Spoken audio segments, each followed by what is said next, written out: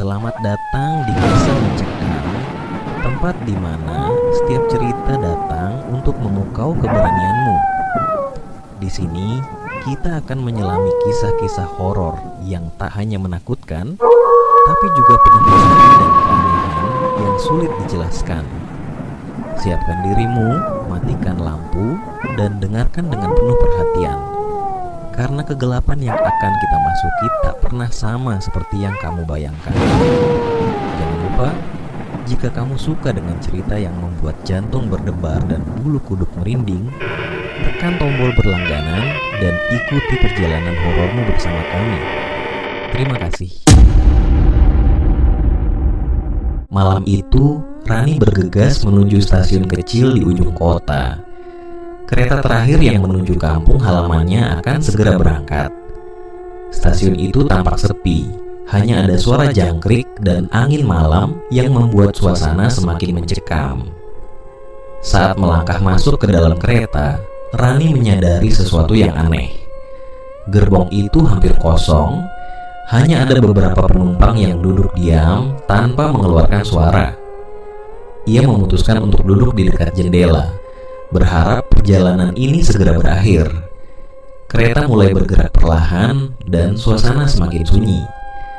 Lampu di dalam kereta redup menciptakan bayangan panjang yang bergerak seiring guncangan kereta. Rani mencoba mengalihkan pikirannya dengan melihat keluar jendela, tetapi pemandangan yang ia lihat justru membuat bulu kuduknya meremang.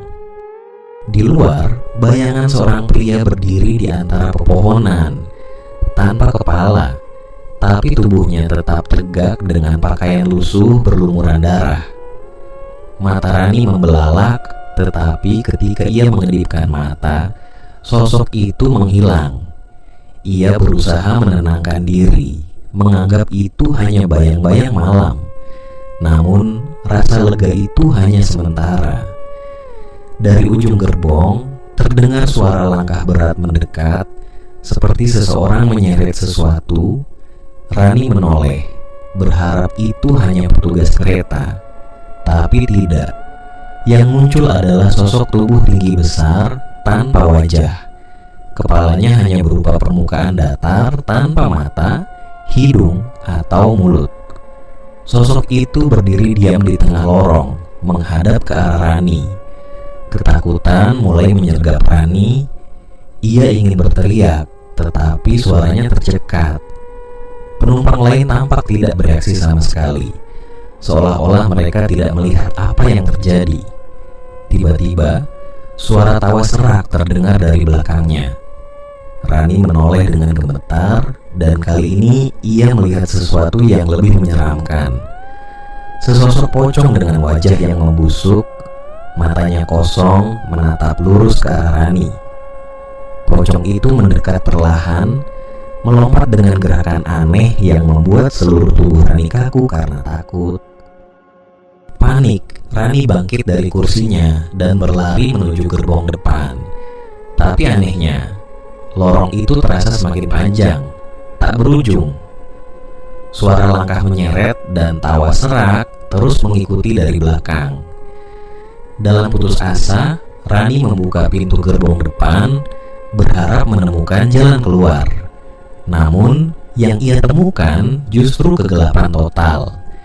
Dari kegelapan itu, tangan-tangan pucat muncul, mencengkeram tubuhnya dan menariknya masuk. Rani mencoba berteriak, tetapi suara itu terkubur dalam kegelapan. Keesokan harinya, kereta itu tiba di stasiun akhir. Petugas stasiun menemukan sebuah gerbong kosong tanpa satupun penumpang. Di kursi dekat jendela hanya tertinggal sebuah tas kecil milik Rani tanpa jejak kemana ia menghilang. Sejak saat itu, kereta malam terakhir itu dikenal sebagai kereta hantu. Banyak yang mengatakan, jika kau naik kereta itu, berhati-hatilah, karena bukan hanya manusia yang menjadi penumpangnya. Dan sekali kau masuk, mungkin kau tak akan pernah keluar. Rani terbangun di kursinya, tubuhnya gemetar. Ia masih di dalam kereta, tetapi suasana terasa berbeda. Udara di sekitarnya dingin menusuk, seperti berada di dalam lemari es. Ia menoleh ke sekeliling, dan kini gerbong yang sebelumnya tampak kosong dipenuhi penumpang, namun bukan penumpang biasa. Di dekat pintu gerbong, seorang anak sekolah berseragam putih biru berdiri, tetapi tubuhnya aneh. Ia mengenakan ransel yang tampak berat, tetapi kepalanya tidak ada. Kepala anak itu seperti terpenggal, hanya tersisa leher yang gelap dan berlumuran darah. Anehnya, anak itu tampak menyadari keberadaan Rani. Dengan langkah lambat dan terseret, ia mendekat, membawa buku tulis lusuh yang diwarnai noda merah. Rani mundur, terjebak di kursinya. Namun bukan hanya anak sekolah itu yang membuatnya ketakutan. Penumpang lainnya, yang sebelumnya ia anggap manusia biasa, kini berubah. Di seberang tempat duduk, seorang pria tua terlihat menggenggam tongkat. Wajahnya pucat, matanya hitam pekat tanpa bola mata, dan bibirnya bergerak seolah-olah sedang merapal sesuatu. Di dekatnya, seorang wanita muda berdandan rapi, duduk dengan posisi tubuh miring aneh, seperti tulang-tulangnya tidak lagi berada di tempat yang seharusnya. Rani memalingkan wajah keluar jendela, berharap menemukan sesuatu yang bisa menenangkannya. Tapi yang ia lihat hanya kegelapan pekat, dihiasi oleh bayangan-bayangan bergerak yang menempel di sisi kereta, seakan mencoba masuk. Bayangan itu melambaikan tangan dengan gerakan patah-patah, seolah-olah meminta tolong atau mengajak Rani bergabung. Anak sekolah tanpa kepala kini hanya berjarak beberapa langkah dari Rani. Tangan kecilnya yang dingin dan kasar menyodorkan buku tulisnya ke arah Rani. Dengan tangan gemetar, Rani menerima buku itu. Halaman-halaman buku tersebut dipenuhi tulisan yang sama, berulang-ulang. Tolong aku, jangan biarkan aku sendiri. Tiba-tiba, suara dentuman keras menggema dari arah depan kereta. Lampu di gerbong berkedip-kedip dan seluruh penumpang mulai bergerak tak wajar, seperti boneka rusak yang dipaksa hidup. Pria tua dengan tongkat berdiri, menghadap ke arah Rani dengan senyum mengerikan. Wanita muda dengan tubuh aneh itu memutar kepalanya hingga 180 derajat sambil menatap Rani dengan mata yang menyala merah. Rani tidak tahan lagi. Ia bangkit dan berlari menuju pintu keluar gerbong. Namun, sebelum ia sempat membuka pintu, anak sekolah tanpa kepala itu tiba-tiba muncul di hadapannya, berdiri diam, seperti menghalangi jalan.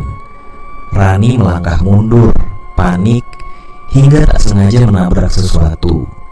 Ia berbalik dan melihat pocong yang sama seperti sebelumnya. Pocong itu kini membuka mulutnya lebar-lebar, mengeluarkan suara tawa serak yang memekakkan telinga. Di tengah kepanikannya, tiba-tiba ada suara peluit kereta yang panjang dan memekakkan telinga, diikuti hentakan keras. Kereta berhenti mendadak. Rani terhempas ke lantai, dan ketika ia membuka mata, semua penumpang hantu itu menghilang. Hanya ada dirinya di tengah gerbong yang kosong. Dengan tubuh gemetar, ia bangkit dan melihat keluar jendela. Stasiun terakhir telah tiba.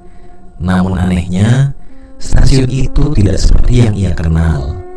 Bangunan tua yang penuh lumut dan retak itu tampak terbengkalai, dengan papan nama yang hanya menyisakan huruf-huruf samar.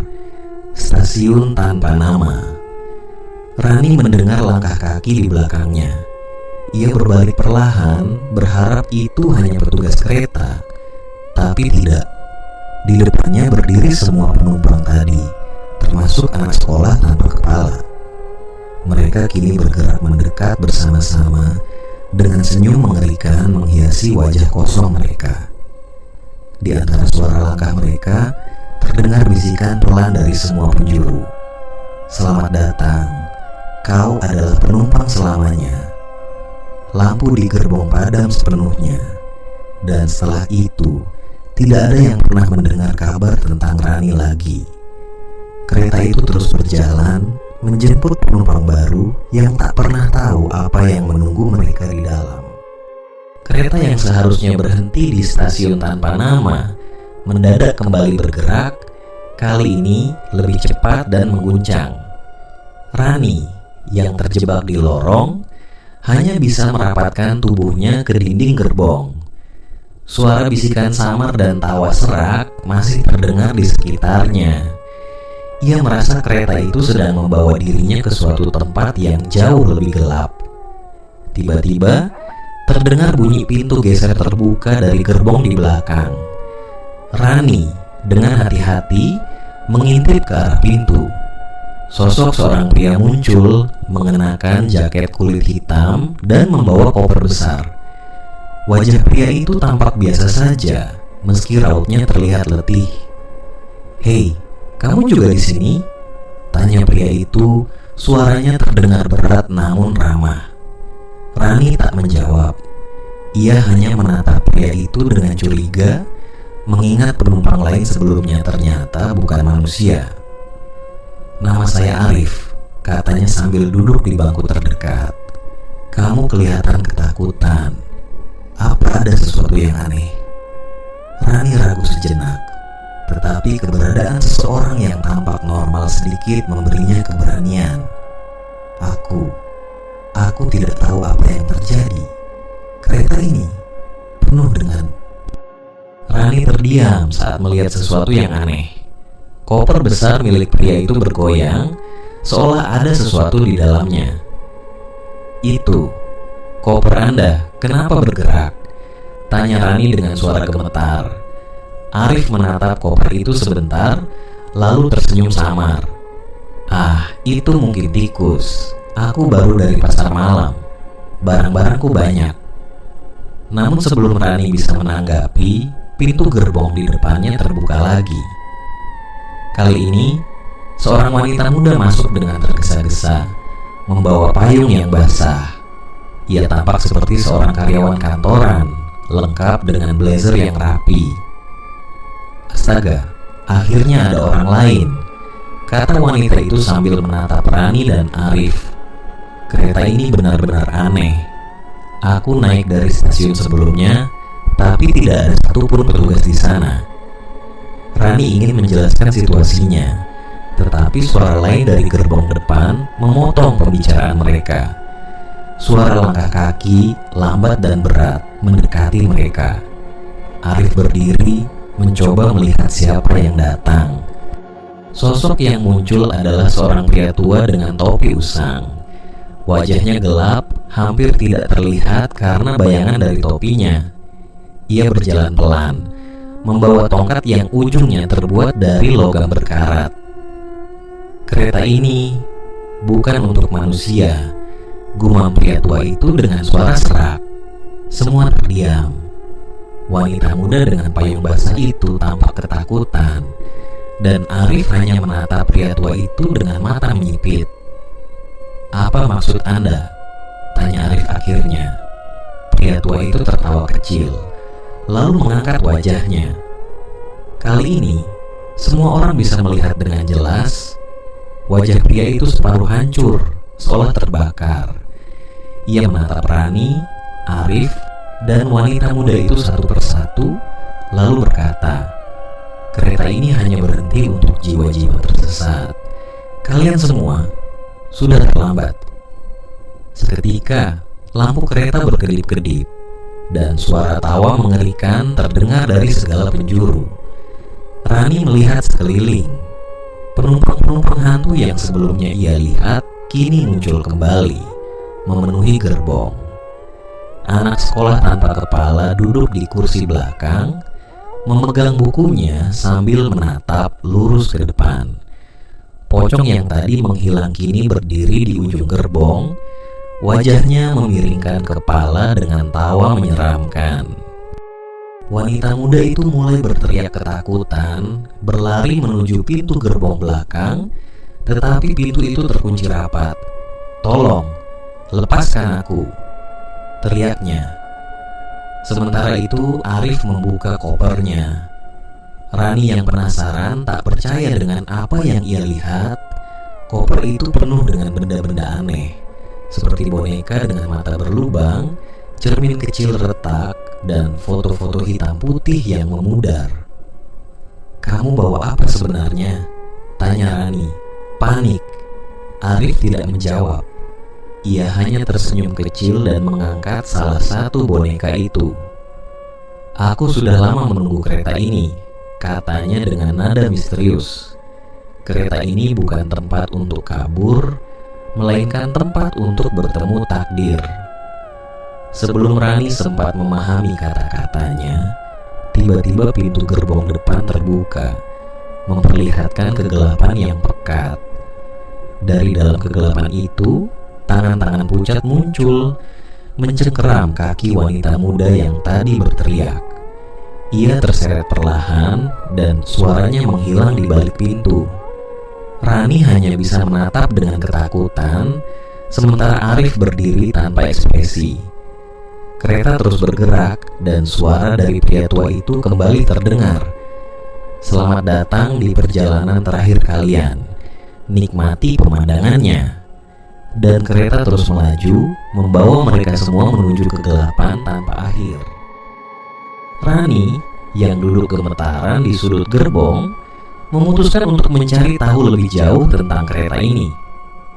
Sebuah firasat gelap memberitahunya bahwa semua kejadian mengerikan ini pasti memiliki asal-usul. Mungkin jika ia memahami sejarahnya, ia bisa menemukan cara untuk keluar dari kereta menyeramkan ini. Pria tua dengan wajah setengah hancur tiba-tiba berbicara, meski tidak ada seorang pun yang bertanya. Suaranya terdengar seperti bisikan angin yang berat dan menyeramkan. "Kau ingin tahu, bukan? Kenapa kereta ini terus berjalan? Kenapa kau ada di sini?" Katanya, matanya yang kosong menatap lurus ke arah Rani. Rani mengangguk pelan, mencoba mengumpulkan keberanian. Pria tua itu menghela napas panjang. "Dulu, kereta ini adalah bagian dari jalur utama menuju stasiun besar di pusat kota. Tapi, lebih dari 50 tahun yang lalu, sebuah tragedi besar terjadi. Semua mata, termasuk milik Arif yang sejak tadi hanya diam, tertuju pada pria tua itu." Ia melanjutkan dengan nada berat. "Pada malam itu, kereta ini penuh sesak dengan penumpang. Ada pekerja, pedagang, anak-anak sekolah, bahkan sepasang pengantin baru yang hendak pulang setelah pesta pernikahan mereka. Tapi, masinis kereta sedang kelelahan. Ia bekerja tanpa henti selama berhari-hari. Di tengah perjalanan, ketika melewati jembatan tua di atas lembah, masinis itu tertidur sejenak. Suasana menjadi semakin mencekam. Pria tua itu menunduk sejenak, lalu mengangkat tongkatnya, menunjuk keluar jendela. Kereta itu kehilangan kendali. Tidak ada yang tahu pasti apa yang terjadi, tapi kereta itu keluar dari jalurnya dan jatuh ke dalam lembah. Jembatan itu runtuh bersamaan dengan kereta. Semua penumpang, tanpa terkecuali, tewas di tempat. Rani merasakan napasnya tertahan. Ia bisa membayangkan jeritan dan kekacauan di malam itu. Namun, ada sesuatu yang lebih gelap, lanjut pria tua itu. Kereta ini membawa lebih dari sekadar penumpang. Di gerbong bagasi ada sebuah peti kayu tua yang berasal dari desa terpencil. Peti itu, katanya, menyimpan barang-barang kutukan, peninggalan dari masa lalu yang tidak seharusnya ada di dunia manusia. Arif tiba-tiba menyela. Suaranya dingin. "Barang kutukan? Seperti apa?" Pria tua itu menatapnya tajam. Cermin-cermin tua yang memantulkan jiwa, boneka yang menjadi tempat tinggal roh-roh jahat, dan buku-buku berisi mantra-mantra terlarang. Barang-barang itu ditemukan di reruntuhan kereta, tetapi sebagian telah lenyap bersama para penumpangnya. Rani menggigil mendengar cerita itu. Ia teringat koper milik Arif yang penuh dengan benda-benda aneh. Apakah benda itu salah satu peninggalan dari kecelakaan itu? Sejak malam kecelakaan itu, lanjut pria tua, kereta ini menjadi perantara antara dunia manusia dan dunia yang tidak terlihat. Setiap malam, kereta ini berjalan di jalur yang tidak bisa ditemukan di peta. Ia mengumpulkan mereka yang memiliki jiwa-jiwa tersesat, mereka yang tidak bisa meninggalkan masa lalu, mereka yang dihantui dosa, atau mereka yang tidak sadar bahwa hidup mereka sudah berakhir. Rani merasa jantungnya seperti berhenti. Apa maksud Anda? Hidup mereka sudah berakhir? Tanyanya dengan suara bergetar. Pria tua itu menatapnya dengan pandangan kosong. Kau pikir, kenapa kau ada di sini, nak? Kau ingat kapan terakhir kali kau naik kereta ini? Atau, apakah kau ingat bagaimana kau sampai di stasiun itu? Pertanyaan itu membuat Rani tercekat. Ia mencoba mengingat, tetapi kepalanya terasa berat. Ia mengingat dirinya di stasiun, tetapi tidak bisa mengingat bagaimana ia sampai ke sana. Arif, yang sedari tadi mendengarkan, berdiri dan berjalan mendekati pria tua itu. Lalu kenapa kereta ini terus berjalan? Apa yang sebenarnya kau cari? Tanyanya. Pria tua itu tersenyum kecil. Kereta ini mencari penumpang baru, dan tidak ada yang bisa turun, kecuali mereka menyelesaikan apa yang belum selesai di dunia ini.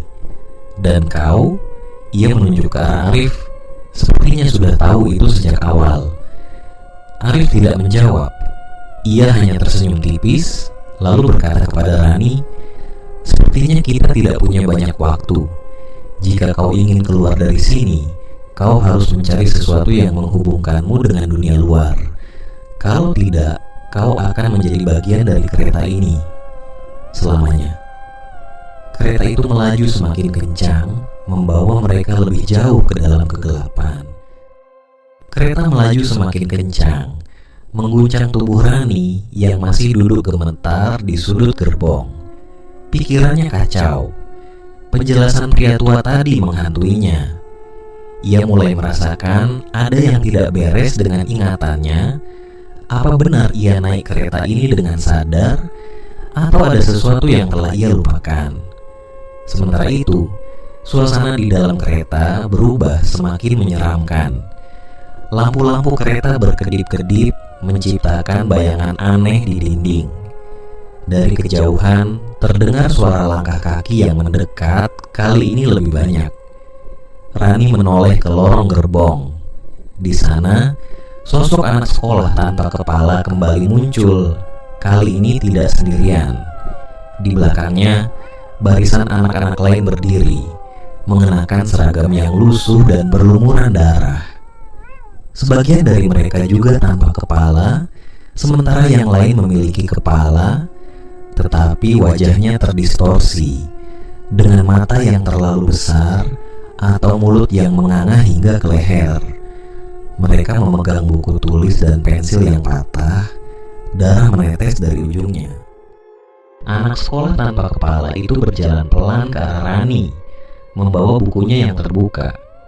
Namun, suara langkahnya terdengar berat, seperti menyeret tubuh yang tak sempurna. Rani terpaku, terlalu takut untuk bergerak. Arif berdiri di sampingnya, tampak tenang meski jelas menyadari kehadiran mereka. Buka bukunya, bisik Arif sambil melirik anak itu. Mungkin ada sesuatu di sana. Dengan tangan gemetar, Rani menerima buku itu. Halamannya dipenuhi tulisan dengan tinta merah atau darah. Kata-kata itu terus berulang. Aku mau pulang. Rani membalik halaman berikutnya. Kali ini sebuah nama tertulis di sana. Fadil, kelas 2A. Saat ia membaca nama itu, anak-anak tanpa kepala lainnya mulai mendekat. Lingkaran mereka semakin sempit. Rani, letakkan buku itu, kata Arif dengan nada tegas. Tapi sebelum Rani sempat melakukannya, suara tawa serak dan melengking terdengar dari belakang mereka. Rani menoleh dengan cepat dan di ujung gerbong, pocong itu kembali muncul. Ia melompat dengan gerakan yang patah-patah, tetapi kali ini ia tidak sendiri. Di sampingnya, seorang wanita tanpa wajah berdiri. Wajahnya datar, tanpa mata, hidung, atau mulut. Kedua tangannya terpotong di pergelangan, menyisakan luka menganga yang meneteskan darah hitam pekat. Wanita itu melangkah mendekat, gerakannya lambat tetapi pasti. Tubuhnya bergoyang seperti boneka yang dikendalikan oleh tali. Setiap kali ia melangkah, suara gemerisik aneh terdengar, seperti bunyi tulang yang bergesekan. "Jangan lihat ke matanya," bisik pria tua itu tiba-tiba. Meskipun wanita itu tidak memiliki mata, ia akan membuatmu kehilangan pikiran. Namun, semakin Rani mencoba mengalihkan pandangannya, semakin ia merasa tertarik untuk menatap wajah kosong itu. Ada sesuatu yang menghipnotis, meski ia tahu itu berbahaya. "Lari, sekarang!" teriak Arif, menarik Rani ke arah pintu gerbong berikutnya. Mereka berlari menembus gerbong berikutnya, diikuti oleh suara langkah dan lompatan pocong, serta tawa melengking dari anak-anak sekolah tanpa kepala. Di gerbong depan, mereka menemukan lebih banyak pemandangan aneh. Kursi-kursi kereta dipenuhi bayangan penumpang tanpa tubuh yang jelas. Hanya kabut gelap dengan mata merah menyala. Namun, di tengah kekacauan itu, Rani melihat sesuatu yang berbeda. Sebuah cermin besar tergantung di dinding gerbong, tampak tua dan penuh retakan. Saat ia menatap cermin itu, pantulannya menunjukkan sesuatu yang tidak bisa ia percayai. Dalam pantulan cermin, ia tidak sendiri. Di belakangnya ia melihat wajah-wajah yang hilang. Anak-anak sekolah, pocong, wanita tanpa wajah, dan dirinya sendiri dengan kepala yang hampir terlepas dari tubuh. Rani menjerit, tetapi Arif segera menarik tangannya. "Jangan lihat terlalu lama," teriaknya. "Tapi, itu aku." Rani berusaha menjelaskan, tetapi Arif hanya mengguncang bahunya. "Kau harus menemukan apa yang mengikatmu ke kereta ini," katanya. "Mereka datang karena kau belum menyelesaikan sesuatu." Dari kejauhan, suara anak-anak itu semakin mendekat. "Kita harus bergerak." Arif menoleh ke pria tua yang kini berdiri di tengah gerbong. Pria tua itu tersenyum samar. "Kereta ini punya aturannya sendiri. Tapi jika kau ingin bebas, kau harus tahu apa yang membuatmu tertahan di sini. Temukan itu, atau kau akan menjadi salah satu dari mereka." Lampu gerbong padam sepenuhnya, menyisakan mereka dalam kegelapan. Dari dalam kegelapan, suara tawa, tangisan, dan bisikan semakin mendekat. Dan mereka tahu, waktu untuk melarikan diri hampir habis. Kereta semakin mencekam. Suara langkah-langkah berat dari anak-anak sekolah tanpa kepala semakin dekat. Pocong dan wanita tanpa wajah juga bergerak mendekat, membawa aroma anyir yang menusuk hidung. Arif menarik Rani ke salah satu kursi kosong di gerbong berikutnya. Sementara wanita dengan payung basah yang sebelumnya tampak panik sekarang berdiri di dekat mereka, mengamati dengan ekspresi tegang. Ia belum memperkenalkan dirinya, tetapi jelas ketakutan yang sama menyelimuti dirinya. Saat mereka mencoba mengatur napas, pintu gerbong depan terbuka. Seorang pria masuk dengan langkah tenang. Ia mengenakan kemeja putih dan blazer coklat dengan kacamata tebal yang bertengger di hidungnya. Pria itu membawa sebuah map besar penuh dokumen dan raut wajahnya tampak serius. Tidak seperti seseorang yang tersesat di tengah teror ini. "Siapa lagi ini?" tanya Rani dengan suara gemetar. Pria itu mendekat tanpa ragu dan menatap mereka satu persatu. "Saya dosen di universitas setempat. Nama saya Pak Wirya," katanya dengan nada tenang. Saya naik kereta ini dari stasiun dekat kampus. Tapi sepertinya ini bukan perjalanan biasa. Arif melirik pria itu, curiga. Bagaimana kau bisa tetap tenang di situasi seperti ini? Tanyanya. Pak Wirya mengangkat bahunya. Ketenangan adalah satu-satunya cara untuk berpikir jernih. Saya tahu kereta ini bukan tempat biasa. Wanita dengan payung itu tiba-tiba berbicara, suaranya gemetar. Apa maksud Anda? Apa Anda tahu sesuatu tentang kereta ini? Pak Wirya menghela napas panjang. Kereta ini adalah legenda di daerah ini. Dulu, saya membaca cerita-cerita tentang kereta yang membawa arwah-arwah tersesat. Awalnya saya pikir itu hanya dongeng. Tapi sekarang, ia berhenti sejenak menatap lampu-lampu kereta yang berkedip. Kita ada di dalamnya. Sebelum ada yang bisa menanggapi, suara dentuman keras terdengar dari belakang gerbong.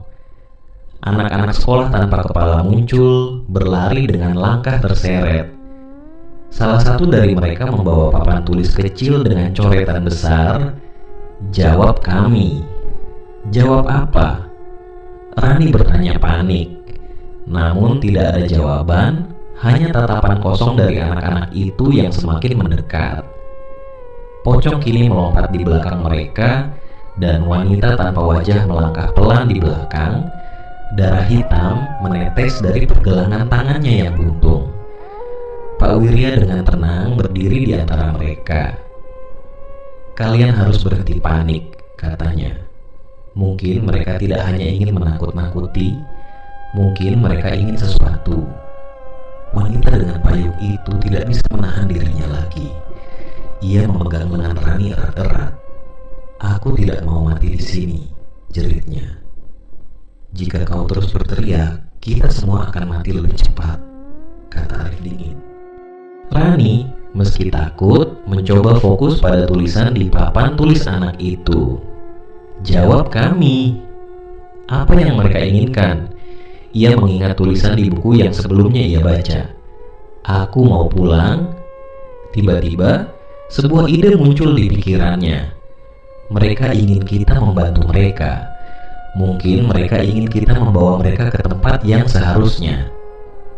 Pak Wirya mengangguk. Mungkin kau benar. Mereka adalah jiwa-jiwa yang tidak selesai. Tapi bagaimana caranya kita bisa menolong mereka di sini? Arif memandang koper besar yang ia bawa, lalu membuka isinya. Di dalam koper itu ada sebuah cermin retak yang memancarkan cahaya redup. Cermin ini bisa menunjukkan siapa kita sebenarnya, katanya. Tapi hati-hati, jika kita tidak siap, cermin ini bisa menghancurkan kita. Rani menatap cermin itu dengan ragu. Apa yang harus kita lakukan dengan cermin ini? Gunakan untuk menghadapi mereka, jawab Arif. Lihat apakah kau bisa menemukan apa yang mereka butuhkan. Dengan gemetar, Rani mengambil cermin itu dan mengangkatnya ke arah anak-anak sekolah tanpa kepala. Pantulan di cermin mulai bergerak, memperlihatkan adegan-adegan dari masa lalu. Ia melihat seorang anak kecil di ruang kelas, menangis sambil memegang buku tulis. Guru di depannya memarahi keras, sementara teman-temannya menertawakannya. Aku tahu apa yang mereka rasakan, bisik Rani. Ia mendekat ke salah satu anak tanpa kepala dan berkata dengan suara serak, "Kau tidak sendiri, aku akan membantumu pulang." Anak itu berhenti bergerak, lalu perlahan menghilang menjadi kabut putih. Namun, yang lainnya masih mendekat, termasuk pocong dan wanita tanpa wajah. Kita harus menyelesaikan ini satu persatu, kata Pak Wirya tegas. Rani, kau teruskan dengan anak-anak itu. Aku akan mencoba berhadapan dengan pocong itu. Wanita dengan payung gemetar, tetapi ia akhirnya berkata, Aku akan mencoba bicara dengan wanita tanpa wajah itu. Kereta kembali berguncang keras, seolah menantang mereka untuk bertahan. Namun, di tengah kegelapan itu, Mereka tahu bahwa hanya keberanian dan kejujuran yang bisa membawa mereka keluar dari teror ini. Kereta melaju semakin kencang, seperti tak sabar menelan nyawa-nyawa yang masih tersisa di dalamnya. Rani memegang cermin retak itu erat-erat, jantungnya berdebar kencang. Anak-anak sekolah tanpa kepala telah menghilang satu persatu setelah ia menghadapi mereka dengan pantulan cermin. Tapi sisa energi di gerbong ini semakin gelap, semakin menekan. Pak Wirya berdiri di depan pocong, tubuhnya gemetar tapi matanya tetap fokus. Ia mengangkat map besar yang dibawanya, mencoba berbicara. Kau hanya ingin ditemukan, bukan? Aku mengerti. Ia membuka map itu dan mengeluarkan sebuah artikel lama, gambar sebuah berita kecelakaan kereta dengan nama-nama korban. Salah satu nama di sana tampak bercahaya samar, seperti merespons. Pocong itu berhenti melompat dan menatap artikel itu sebelum tubuhnya berubah menjadi bayangan kabur yang hilang di udara. Pak Wirya tersenyum kecil, lega. Tapi rasa lega itu tidak bertahan lama. Saat ia hendak berbalik, wanita tanpa wajah muncul di hadapannya dengan gerakan tiba-tiba. Ia tidak memiliki mata, tapi entah bagaimana, tatapannya terasa menusuk hingga ke jiwa. Pak Wirya mundur, tertegun, dan akhirnya membeku di tempat. Wanita itu mendekat, tubuhnya bergoyang tidak wajar, lalu merentangkan tangan buntungnya ke arah Pak Wirya. Dari luka di tangannya, cairan hitam menyembur, menyelimuti tubuh pria itu sepenuhnya. Pak Wirya, Rani menjerit, tapi tidak ada yang bisa ia lakukan. Dosen itu menghilang dalam kegelapan, terseret ke sesuatu yang jauh di luar dunia ini. Kini tinggal Rani dan wanita dengan payung basah yang tersisa. Wanita itu yang sebelumnya tampak ketakutan, berdiri gemetaran tetapi mencoba berdiri tegak di depan wanita tanpa wajah. Aku tahu kau kehilangan sesuatu, katanya pelan, mencoba mengalihkan perhatian wanita itu dari Rani. Ia membuka payungnya dan mengarahkannya ke wanita tanpa wajah. Di permukaan payung yang basah, bayangan wanita itu terlihat. Di sana, wajah wanita itu tidak kosong. Ada senyum yang tipis, meski penuh kesedihan. Kau kehilangan wajahmu, ya? Katanya pelan, meski ia tidak tahu apakah wanita itu bisa mendengar. Tapi bukan hanya wajahmu, kau kehilangan siapa dirimu. Wanita tanpa wajah itu berhenti, seolah mendengarkan. Tangan buntungnya menurun. Kalau kau ingin kembali seperti dulu, lanjut wanita dengan payung, kau harus melepaskan kebencianmu. Kau bisa bebas. Tubuh wanita tanpa wajah mulai memudar, tetapi sebelum ia sepenuhnya hilang, ia menoleh ke arah Rani. Sebuah suara bergema di udara, dingin tetapi penuh harap. Pulanglah sebelum semuanya terlambat. Rani merasakan tubuhnya melemas. Hanya ada dirinya dan wanita dengan payung sekarang. Ini sudah selesai? Rani bertanya. Masih gemetar. Wanita itu menutup payungnya perlahan. Belum, katanya. Kau tahu ini belum selesai. Kau belum menemukan apa yang menahanmu di kereta ini. Rani menatap cermin retak itu lagi, dan pantulannya menunjukkan sesuatu yang membuatnya tersentak.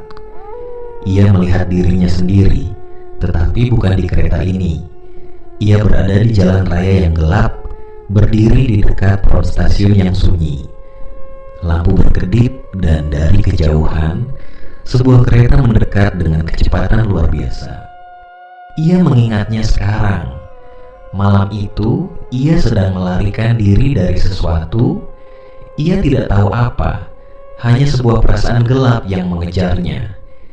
Ia berdiri terlalu dekat di tepi peron, dan kereta itu datang. Rani menutup mulutnya dengan tangan. Aku tidak pernah benar-benar naik kereta ini. Aku sudah mati. Wanita dengan payung mendekat, meletakkan tangan lembut di bahunya. Tapi kau belum selesai di sini. Ada sesuatu yang harus kau lakukan. Rani menatap wanita itu. Kenapa kau di sini? Wanita itu tersenyum kecil, sedih. Aku salah satu yang tersesat, seperti dirimu. Tapi aku sudah menemukan jalanku. Ia menunjuk ke arah pintu kereta yang perlahan terbuka, memperlihatkan sinar terang yang menyilaukan. Itu jalan keluar kita. Tapi kau harus memilih, tinggalkan semua, atau tetap terperangkap. Rani memejamkan mata, air matanya mengalir. Ia mengingat orang tuanya, teman-temannya, semua hal yang belum sempat ia selesaikan. Tapi ia tahu, waktunya sudah habis. Aku akan pergi, bisiknya. Wanita itu menggenggam tangannya erat dan bersama-sama mereka melangkah ke arah cahaya. Kereta berhenti. Kegelapan yang menyelimuti gerbong menghilang. Hanya tersisa keheningan, dan perlahan-lahan kereta itu kembali melaju ke dalam ketiadaan, mencari penumpang lain yang tersesat. Rani dan wanita dengan payung melangkah menuju pintu kereta yang terbuka. Sinar terang memancar dari luar. Cahaya itu terasa hangat, tapi juga menakutkan, seperti mengundang sekaligus menghakimi. Rani merasa seluruh kehidupannya terpampang di depannya, seperti kilasan-kilasan kenangan yang mendesak untuk dilihat lagi sebelum ia pergi. Wanita itu menggenggam tangan Rani erat, memberi kekuatan. Ini bukan akhir, Rani, katanya lembut. Ini hanya perjalanan lain. Rani menoleh, melihat gerbong di belakangnya yang kini kosong. Tidak ada lagi suara tawa anak-anak sekolah. Tidak ada bayangan pocong atau wanita tanpa wajah. Yang tersisa hanyalah deretan kursi kosong dan lampu kereta yang berkedip-kedip redup. Kereta ini seperti hidup, tapi sekaligus mati, selalu mencari, selalu menunggu. Apa kau yakin kita bisa pergi dari sini? Tanya Rani, masih ragu. Wanita itu tersenyum samar. Aku sudah lama menunggu pintu ini terbuka untukku. Kali ini aku tidak akan ragu. Mereka melangkah keluar bersama-sama, dan saat kaki mereka menyentuh cahaya itu, Rani merasakan tubuhnya menjadi ringan, seperti beban berat yang selama ini menghantui dirinya perlahan menghilang.